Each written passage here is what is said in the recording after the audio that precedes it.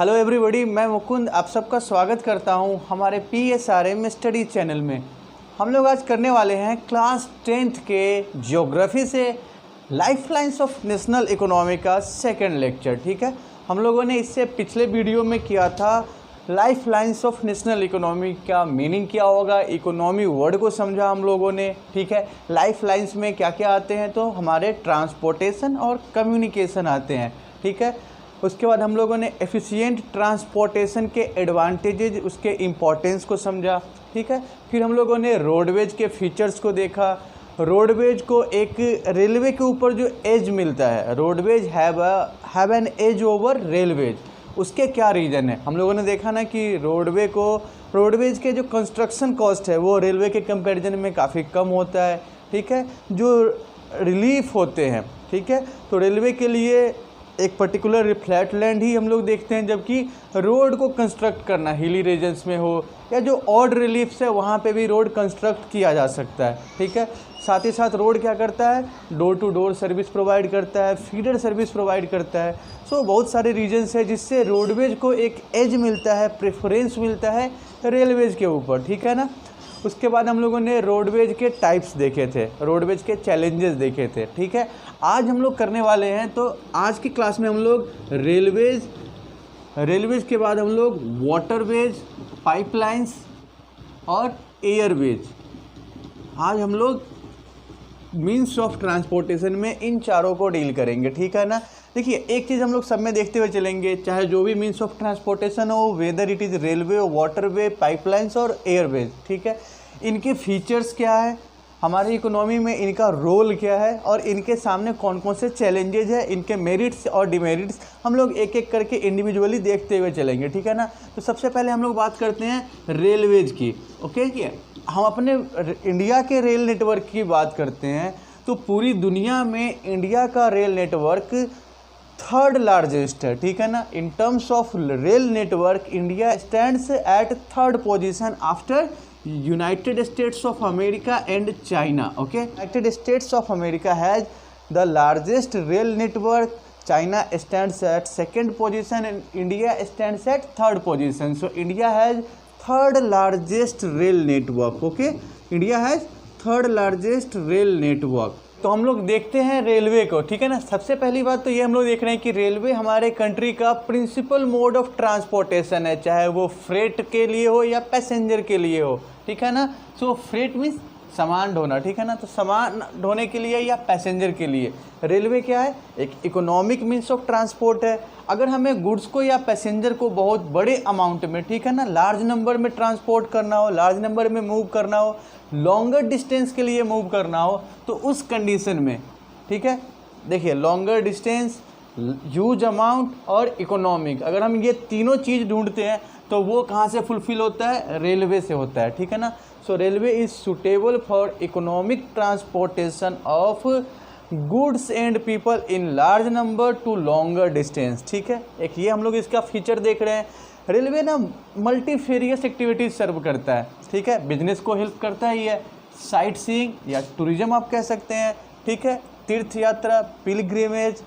Okay, उसके साथ साथ गुड्स का फ्लो और लोगों का फ्लो रेलवे हर तरीके से हेल्प करता है। ठीक है, रेलवे की अगर हम लोग बात करते हैं, रेलवे का अगर हम लोग रोल देखेंगे ना, तो रेलवे ना हमारे कंट्री को इंटीग्रेट करता है कहीं ना कहीं।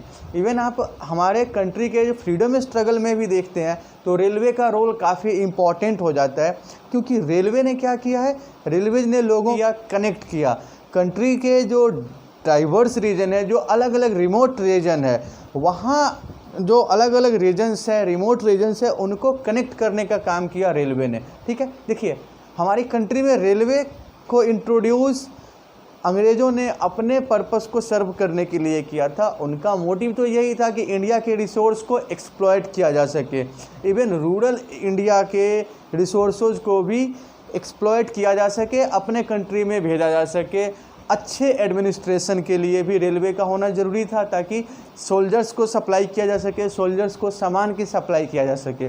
तो रेलवे के इंट्रोडक्शन का मेनली अगर देखते हैं तो एडमिनिस्ट्रेटिव और इकोनॉमिक प्रॉफिट ही मोटिव था ब्रिटिश गवर्नमेंट का, but on the contrary it also proved helpful for Indian people. ठीक है ना। सो Since freedom struggle, railway has been playing an important role in integration of India by virtue of flow or movement of people and goods across the country. ठीक है ना, अलग अलग reason के लोग एक जगह से दूसरे जगह मूव करते हैं, उनके बीच में कल्चरल एक्सचेंज होता है, ठीक है, इकोनॉमी होती है, ट्रेड होता है। तो कहीं ना कहीं रेलवे क्या कर रहा है, हमारे कंट्री को इंटीग्रेट करने का काम कर रही है। ठीक है ना, देखिए रेलवे की अगर हम लोग और बात करते हैं तो रेलवे से हमारे कंट्री के इंडस्ट्री हो या वो एग्रीकल्चर हो, हर तरीके से रेलवे हमारे लिए हेल्पफुल है। ठीक है ना, हम लोग ना अगर अपने कंट्री के रेल नेटवर्क की बात करते हैं, हमारे टेक्स्ट बुक में देखिए पुराना एडिशन है तो उसके अकॉर्डिंग कितना दिया हुआ है, the Indian railways have a network of 7031 stations spread over a route length 63,221 kilometre. वहीं आप ये फिगर अगर 1 अप्रैल 2020 को देखते हैं तो टोटल रेलवे स्टेशन कितने हैं इंडिया में, टोटल रेलवे स्टेशन है 7349। ठीक है, हमारे बुक में कितने दिए हुए हैं, 7031 रेलवे स्टेशन, जो अब कितना हो चुका है, by this year, by 2020 the total number of railway stations in India is 7349। ठीक है, और रेलवे ट्रैक की बात करते हैं तो उसका लेंथ कितना है, 95,981 किलोमीटर। ठीक है, ये 2020 का फिगर है।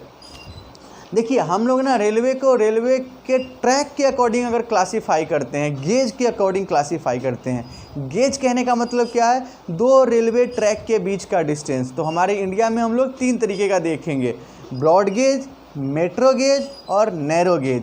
ब्रॉड गेज में दो ट्रैक के बीच का जो डिफरेंस होगा, गैप होगा, वो कितना होगा, 1.67 मीटर। ठीक है, वहीं मीटर गेज में कितना देखते हैं हम लोग, तो मीटर गेज में दो ट्रैक के बीच का डिफरेंस होगा 1 मीटर। जबकि नैरो गेज, जिसको हम लोग छोटी लाइन बोलते हैं, उनके बीच में कितना डिफरेंस देखते हैं, तो 0.76 टू 0.61 मीटर। ठीक है, हम अपने टेक्स्ट बुक में पेज नंबर 85 पे देख सकते हैं broad gauge, metre gauge and narrow gauge का डिस्ट्रीब्यूशन। ठीक है, वहीं हम लोग देखिए इंडिया में लार्जेस्ट पब्लिक सेक्टर यूनिट है, लार्जेस्ट पब्लिक सेक्टर अंडरटेकिंग है हमारा रेलवे। हम लोगों ने रिसोर्स वाले चैप्टर में भी पढ़ा है।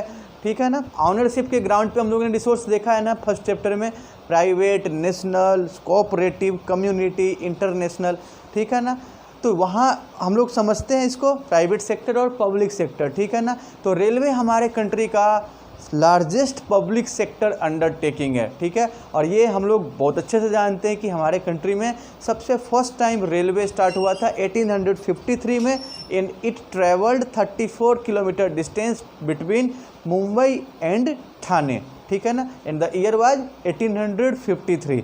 ठीक है, अगर हम लोग ना रेलवे के एडमिनिस्ट्रेशन की बात करते हैं तो the entire India is divided into 18 railway zone. हमारे टेक्स्ट बुक में 16 दिया हुआ है। ठीक है, लेकिन अब ये टोटल कितने हो चुके हैं, 18 रेलवे जोन है। और जो सबसे न्यूएस्ट, सबसे लेटेस्ट रेलवे जोन है वो है हमारा साउथ कोस्ट रेलवे, जिसका हेडक्वार्टर कहाँ पे है, जिसका हेडक्वार्टर है विशाखापट्टनम में। ठीक है, आप स्क्रीन पे देख सकते हैं रेलवे के सभी जोन्स और उसके हेडक्वार्टर्स को। ओके, तो आप देख सकते हैं स्क्रीन पे, यहाँ पे सारे रेलवे जोन्स और उनके हेडक्वार्टर दिखाई दे रहे हैं आपको। ठीक है, देखिए रेलवे का जो डिस्ट्रीब्यूशन हम लोग अपने इंडिया में देखते हैं तो वो ना डिपेंड करता है रीजनल डाइवर्सिटी पे, या आप कह सकते हैं फिजियोग्राफिक, कंट्री का जो फिजियोग्राफी स्ट्रक्चर है वो हो गया, इकोनॉमिक एंड एडमिनिस्ट्रेटिव फैक्टर्स पे। ठीक है, देखिए फिजियोग्राफी कहने का मतलब क्या है, हम लोगों ने रोडवेज वाले में पढ़ा है कि रोडवेज का कंस्ट्रक्शन सभी जगह पे किया जा सकता है आसानी से, जबकि रेलवे का कंस्ट्रक्शन सभी जगह पे नहीं किया जा सकता है,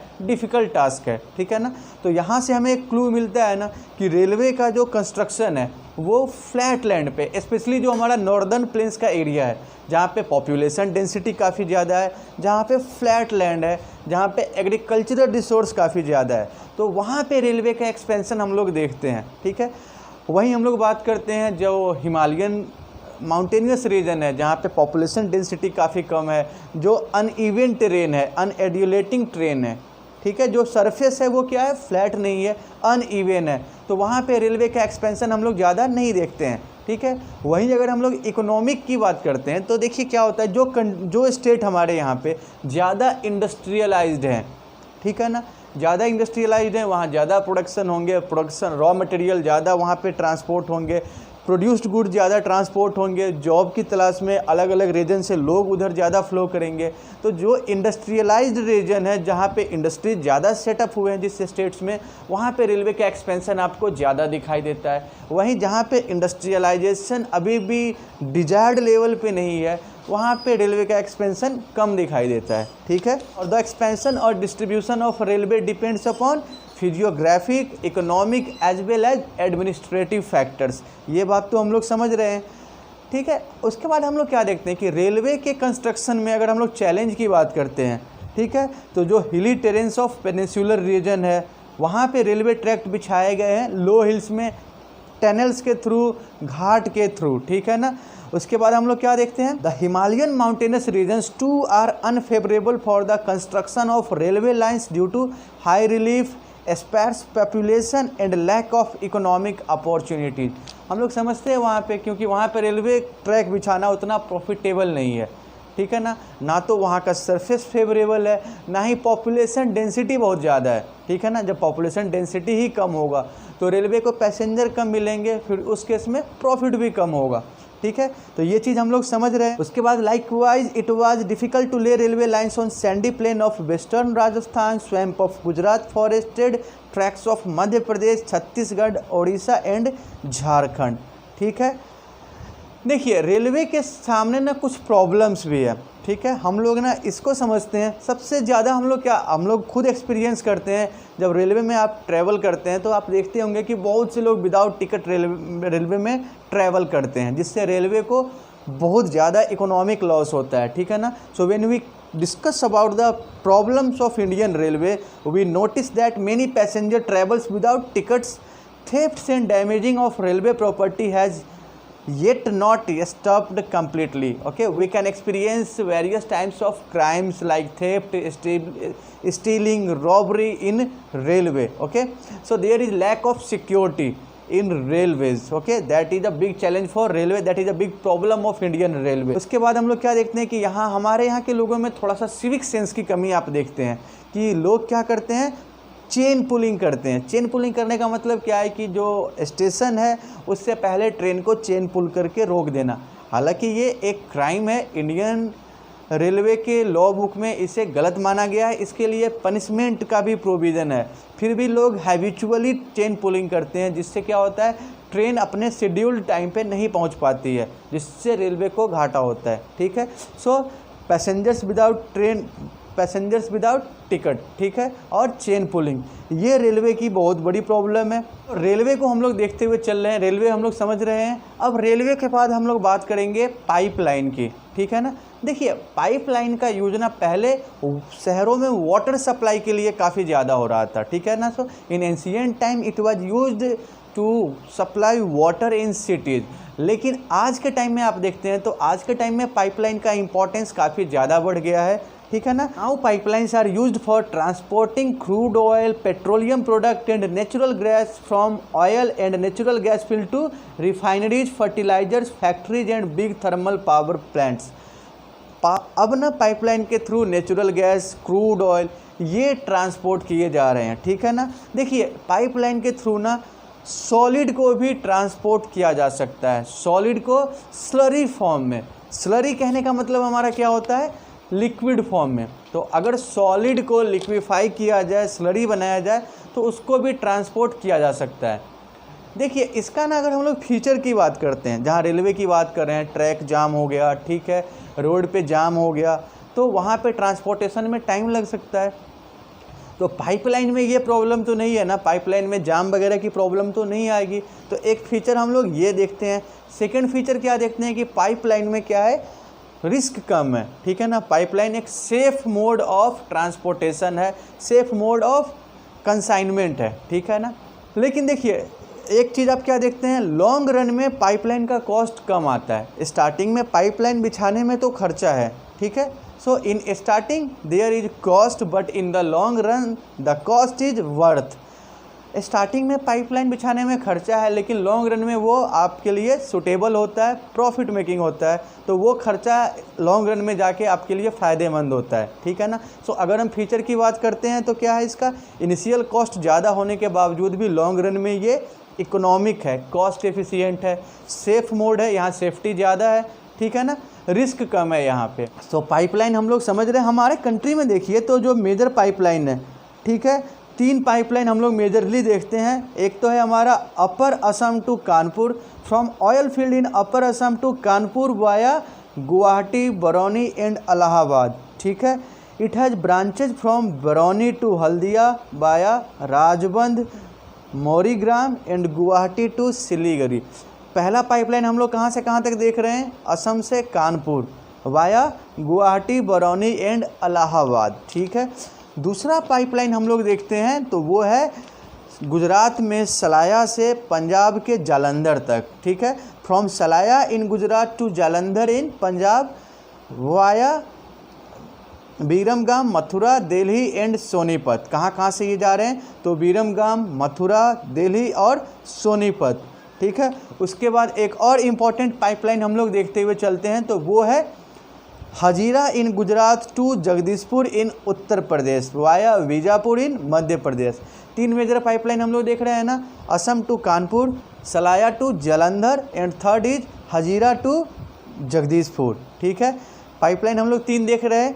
देखिए पाइपलाइन के बाद हम लोग वाटरवेज देखते हुए चलते हैं। देखिए वाटरवेज ना सबसे इकोनॉमिक मोड ऑफ ट्रांसपोर्टेशन है, ठीक है ना। It is the cheapest mode of transportation. और अगर हम फ्यूल एफिशिएंसी की बात करते हैं तो ये बहुत ज़्यादा फ्यूल एफिशिएंट है। फ्यूल एफिशिएंट होने के कारण, ठीक है, ये इन्वायरमेंट फ्रेंडली भी है। So waterways are the cheapest means of transportation. Due to its fuel efficiency it is also environment friendly, ठीक है ना। इंडिया के अगर हम इनलैंड नेविगेशन की बात करते हैं तो इंडिया का टोटल इनलैंड नेविगेशन वाटरवेज है 14,500 किलोमीटर, ठीक है। और जैसे हम लोगों ने रोडवेज में नेशनल हाईवेज देखा था, ठीक है ना, वैसे ही वाटरवेज में भी नेशनल वाटरवेज है। हमारी कंट्री में मेनली 3 वाटरवेज हैं, सबसे पहले अगर हम लोग बात करते हैं नेशनल वाटरवेज 1 की तो ये गंगा रिवर में सिचुएटेड है, ठीक है। National waterways 1 connects Allahabad and Haldia in West Bengal. We all know Allahabad is in UP, so ठीक है। So national waterways 1 links Allahabad and Haldia and the distance is 1620 kilometre, 1620 kilometre. So it is the longest waterways, longest national waterways, ठीक है ना। वहीं हम लोग बात करेंगे नेशनल वाटरवेज 2 की, तो ये ब्रह्मपुत्र रिवर में है और इसका डिस्टेंस कितना है 891 किलोमीटर। और ये कौन कौन से प्लेस को लोकेट करता है, तो सादिया एंड धुबरी। देखिए ये सभी वाटरवेज ना आप मैप पे देख सकते हैं, स्क्रीन पे फ्लैश हो रहा है तो आप देख सकते हैं। National waterway 1 Allahabad to Haldia, national waterway 2 Brahmaputra river में सादिया एंड धुबरी, ठीक है। और नेशनल वाटरवे 3 ये वेस्ट कोस्ट कैनल में है, ठीक है, कहाँ पे, केरला में। तो ये लिंक करता है कोट्टापुरमा कोम्मान से उद्योग मंडल एंड चमाकरा में, इसको लिंक कर रहा है नेशनल वाटरवे 3। कहाँ पे है, वेस्ट कोस्ट कैनल केरला में।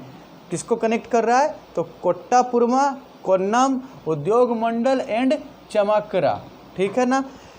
इंडिया की बात करते हैं तो इंडियन वाटरवेज ना हमारे फॉरेन ट्रेड के लिए भी काफ़ी इंपॉर्टेंट है, ठीक है ना। आप टेक्स्ट बुक की लाइन देख सकते हैं। Apart from this India's trade with foreign countries is carried from the ports located along the coast. 95% of the country's trade volume and in value it is 68% is moved by the sea. तो sea के through हमारे India का जो foreign trade है वो 95% तक होता है, ठीक है। देखिए वाटरवे में हम लोग सी के थ्रू ना फॉरेन ट्रेड की बात कर रहे हैं, तो इस हिसाब से पोर्ट का रोल काफ़ी इम्पोर्टेंट हो जाता है, सी पोर्ट का रोल काफ़ी इम्पॉर्टेंट हो जाता है, ठीक है ना। तो हम अपने कंट्री के जो मेजर सी पोर्ट्स हैं अब उसके बारे में जानकारी लेते हुए चलेंगे, ठीक है ना। तो अगर हम पोर्ट की बात करते हैं तो with a cost line of almost 7,500 kilometre, ठीक है ना, और 7,500 किलोमीटर। हमें पता है ना कि हमारे इंडिया का जो कॉस्ट लाइन है वो अप्रॉक्सीमेटली 7,500 किलोमीटर लंबी है, ठीक है। तो इंडिया में अगर हम लोग पोर्ट की बात करते हैं तो मेजर इंडिया में 12 मेजर पोर्ट हैं और 181 मीडियम और माइनर पोर्ट है। And these major ports handle 95% of India's foreign trade, ठीक है ना। हमारे इंडिया का जो फॉरेन ट्रेड होता है उसका 95% इन्हीं मेजर 12 पोर्ट्स के थ्रू होता है। तो हम देखिए ये जो पोर्ट है ये आपके मैप के पॉइंट ऑफ व्यू से काफ़ी इंपॉर्टेंट है, ठीक है, क्योंकि एग्ज़ाम में इनमें से कोई एक पोर्ट लोकेट करने के लिए आता है, आपको कोई क्लू दिया जाएगा और उसके बेसिस पे आपको पोर्ट को लोकेट करना है। तो हम लोग ना एक एक पोर्ट को देखते हुए चलेंगे और उस पोर्ट का फीचर क्या है, उस पोर्ट के बारे में क्या खास बात है वो देखते हुए चलेंगे, ठीक है ना।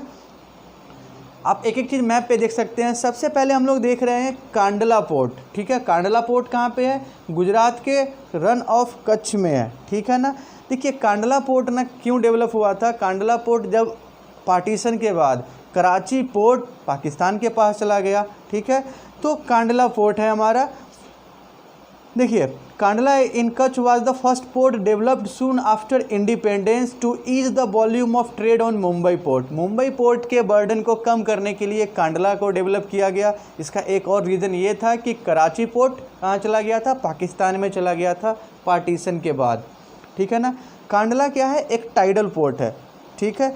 हम लोगों ने कांडला के 3 क्लू देखे हैं। आज़ादी के बाद डेवलप किया गया है, मुंबई पोर्ट का बर्डन कम करने के लिए किया गया है, ये एक टाइडल पोर्ट है। 3 पॉइंट देख रहे हैं। वहीं अगर हम लोग कांडला की बात करते हैं, कांडला किस किस चीज़ को सर्व कर रहा है, तो it caters to the convenient handling of exports and imports of highly productive granary industrial belt stretching across the states of Jammu and Kashmir, Himachal Pradesh, Punjab, Haryana, Rajasthan and Gujarat, ठीक है। कांडला के बाद हम लोग देखते हैं तो मुंबई पोर्ट है। मुंबई पोर्ट हमारे कंट्री का सबसे बड़ा पोर्ट है। It is the biggest port with a spacious natural and well sheltered harbour, ठीक है। ये एक स्पेसियस पोर्ट है। मुंबई पोर्ट के साथ ही जवाहरलाल नेहरू पोर्ट को भी डेवलप किया गया है। जवाहरलाल नेहरू पोर्ट को डेवलप करने का मेन मकसद यही था कि मुंबई पोर्ट का जो कंजस्टन है, मुंबई पोर्ट को डिकंजेस्ट किया जाए, मुंबई पोर्ट के बर्डन को रिड्यूस किया जाए, ठीक है। मुंबई पोर्ट में हम लोग देख रहे हैं ये सबसे बड़ा पोर्ट है, ठीक है। इसके बर्डन को रिड्यूस करने के लिए जवाहरलाल नेहरू पोर्ट डेवलप किया गया है। फिर हम लोग गोवा में देखते हैं मरमागांव पोर्ट। देखिए एक एक पोर्ट को ना आप मैप पे अच्छे से देखते हुए चलेंगे और इसके लोकेशन का ध्यान रखेंगे, ठीक है ना। तो मैप पे आप देख सकते हैं मरमागांव पोर्ट। मरमागांव पोर्ट कहाँ पे है? गोवा में है और यहाँ से आयरन ओर एक्सपोर्ट होता है, ठीक है। मरमागांव पोर्ट का क्या क्लू हम लोग देख रहे हैं कि यहाँ से आयरन ओर एक्सपोर्ट होता है। Mormugao port accounts for about 50% of India's iron ore export. हमारे इंडिया का जो टोटल आयरन एक्सपोर्ट होता है उसका 50% मरमागांव पोर्ट से ही होता है, ठीक है ना। मरमागांव पोर्ट के बाद हम लोग देखेंगे new Mangalore port. Mangalore port कहाँ पे है? कर्नाटका में है और ये जो कुद्रेमुख माइंस है वहाँ से आयरन ओर को एक्सपोर्ट करता है। उसके बाद हम लोग क्या देखते हैं? कोच्चि। कोच्चि आपको बिल्कुल एक्सट्रीम साउथ वेस्ट में दिखाई दे रहा है। कोच्चि कहाँ पे है? केरला में है, ठीक है ना। So Kochi is located at the entrance of a lagoon with a natural harbour. तो कोच्चि के लिए हमारे पास क्या क्लू है कि ये एक लैगून के एंट्रेंस पे सिचुएटेड है, ये एक नेचुरल हार्बर है। ईस्ट की तरफ चलते हैं तो हम लोग ईस्ट में क्या देखते हैं? तूतीकोरिन पोर्ट देखते हैं। तूतीकोरिन कहाँ पे है? तमिलनाडु में है। And Tuticorin is also a natural harbor and rich hinterland. Tuticorin is also a natural harbor, ठीक है ना। Tuticorin has a flourishing trade handling over a large variety of cargoes to even our neighboring countries like Sri Lanka and Maldives. Tuticorin से श्रीलंका और मालदीव को export किया जाता है, ठीक है। तूतीकोरिन के बाद हम लोग तमिलनाडु में ही देखते हैं Chennai. Chennai is one of the oldest artificial ports of the country. Chennai का क्लू हम लोग क्या देखेंगे कि ये हमारे कंट्री का one of the oldest and artificial ports है और मुंबई के बाद इसका नंबर आता है। It is ranked next to Mumbai in terms of volume of trade and cargo. So Mumbai हमारे कंट्री का बिगेस्ट पोर्ट है। उसके बाद अगर हम लोग वॉल्यूम की बात करते हैं, ट्रेड वॉल्यूम की बात करते हैं तो चेन्नई का नंबर आता है। चेन्नई के बाद हम लोग ईस्ट में ही देखेंगे एक और पोर्ट ठीक है, वो है विशाखापट्टनम। आप एक एक पोर्ट को देख सकते हैं मैप पे अच्छे से। So Visakhapatnam is the deepest landlocked and well protected port. This port was originally conceived as an outlet for iron ore exports. Visakhapatnam से भी आयरन ओर एक्सपोर्ट होता है, ठीक है। इसके बाद हम लोग देखेंगे कोलकाता। तो Kolkata is an inland riverine port. Kolkata एक रिवराइन पोर्ट है। This port serves a very large and rich hinterland of Ganga Brahmaputra basin. Kolkata के बाद हम लोग देखेंगे हल्दिया। हल्दिया पोर्ट को कोलकाता पोर्ट के बर्डन को रिड्यूस करने के लिए डेवलप किया गया।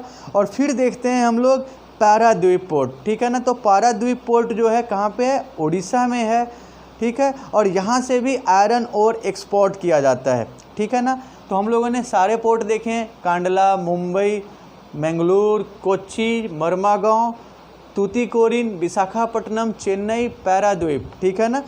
इनमें से कोई एक पोर्ट आपके मैप में आ सकता है। तो बहुत ज़रूरी है कि आप हर एक पोर्ट के फीचर्स को, हर एक पोर्ट के लोकेशन को अच्छे से कर लेंगे, ठीक है ना। वाटरवेज और पोर्ट के बाद हम लोग देखते हैं एयरवेज। ओके, तो हम लोग ना अब एयरवेज की बात करते हैं as a mode of transportation. Airways क्या है, सबसे फास्टेस्ट मोड ऑफ ट्रांसपोर्टेशन है। So it is the most comfortable, it is the fastest, as well as it is one of the most prestigious mode of transportation, ठीक है ना। it is the fastest, most comfortable and prestigious mode of transportation, and it can cover difficult terrains like high mountains, deserts, forests, oceanic stretches, floods, geographical frontiers, geographical boundaries। देखिए Airways के through जो geographical problem है आप उसको overcome करते हैं, ठीक है ना।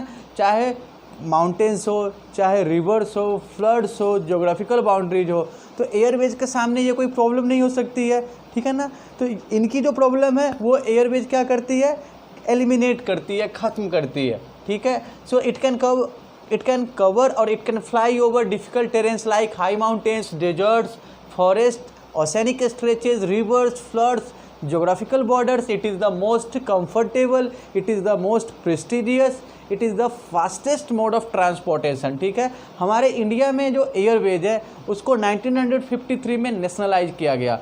So it was nationalised by the government in 1953, ठीक है।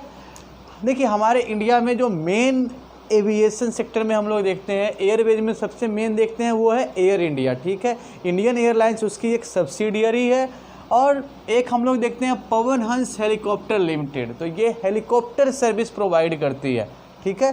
Pawan Hans helicopter service provide करती है। लेकिन एयरवेज में आप एक लिमिटेशन देखते हैं, एयरवेज क्या है, थोड़ा महंगा है, ठीक है। अगर आप कंपैरिजन करते हैं तो वाटरवेज, रेलवेज या रोडवेज से महंगा पड़ता है आपका एयरवेज, ठीक है ना। सो it is beyond the reach of common people. Airways से रिलेटेड ना एक क्वेश्चन काफ़ी ज़्यादा आता है, ठीक है। वो क्वेश्चन होता है एयरवेज को ना नॉर्थ ईस्टर्न साइड में काफ़ी ज़्यादा एक्सटेंड किया गया है, या नॉर्थ ईस्टर्न रीजन के लिए एयरवेज सबसे सूटेबल मोड ऑफ ट्रांसपोर्टेशन है। क्यों है, उसके रीज़न आपको बताने होते हैं। तो देखिए हम लोग जानते हैं कि ये जो हमारा नॉर्थ ईस्टर्न रीजन्स है, ठीक है, वहाँ पे माउंटेन्स काफ़ी ज़्यादा है, रोड कंस्ट्रक्ट करने में डिफ़िकल्टीज है, रिवर्स बहुत ज़्यादा है, ठीक है ना। सो ऑड ज्योग्राफिकल फीचर्स के कारण रोड कंस्ट्रक्ट करना वहाँ पे अपहिल टास्क है, काफ़ी मुश्किल काम है। तो वैसे कंडीशन में वहाँ पे एयरवेज ही सबसे सूटेबल मोड ऑफ ट्रांसपोर्टेशन है। और गवर्नमेंट के द्वारा ऐसे प्रोविजंस बनाए गए हैं जिससे नॉर्थ ईस्टर्न रीजन के जो लोग हैं वो अफोर्ड कर सकते हैं एयरवेज के फेयर को, या एयर ट्रैवल को अफोर्ड कर सकते हैं, ठीक है ना। So in north eastern regions special provisions are made to extend the airways service to the common people, ठीक है। तो आज की क्लास में हम लोगों ने रेलवे, पाइपलाइन, वाटरवेज और एयरवेज को डिस्कस किया है। मैं उम्मीद करता हूं कि आपने इन चारों चीज़ों को काफ़ी अच्छे से समझ लिया होगा। अगर फिर भी कोई प्रॉब्लम होती है तो आप अपने क्वेश्चन और सजेशन कमेंट बॉक्स में शेयर कर सकते हैं। और अगर आपको ये वीडियो पसंद आया तो आप प्लीज़ हमारे चैनल को लाइक और सब्सक्राइब करेंगे। Thank you.